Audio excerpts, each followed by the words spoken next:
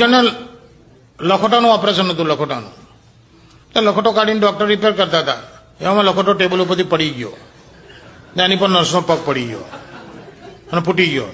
Doctor કે ભેંસ છો, ત્યાંનો લખોટો ફોડી નાખો, 15 મિનિટમાં પાનમાં આવશે. હવે એક લખોટે ઘેર મોકલું.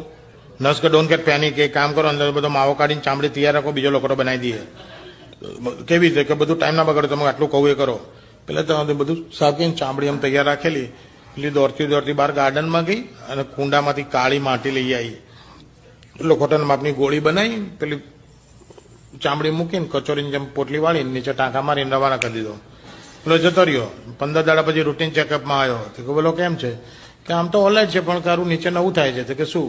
કે એક લખોટો પર વાળ ઉગે છે ને બીજા ઉપર ઘાસ ઉગે છે.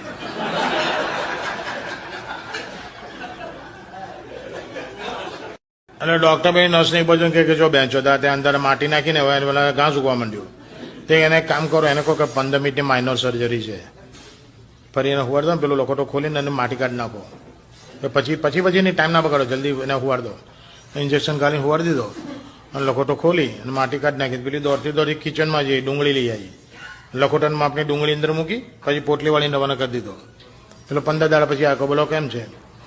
હવે આમ તો ઓલરાઈટ છે, પણ કે નવું થયું શું કે પેશાબ કરવા માટે જયારે લોડું બહાર કાઢું છું તો આંખોમાં લાઈ બળે છે. અને બર્ગર કિંગમાં ઓનિયન રિંગ મંગાવું છું ને ત્યાં લોડો ઉભો જ થઈ જાય.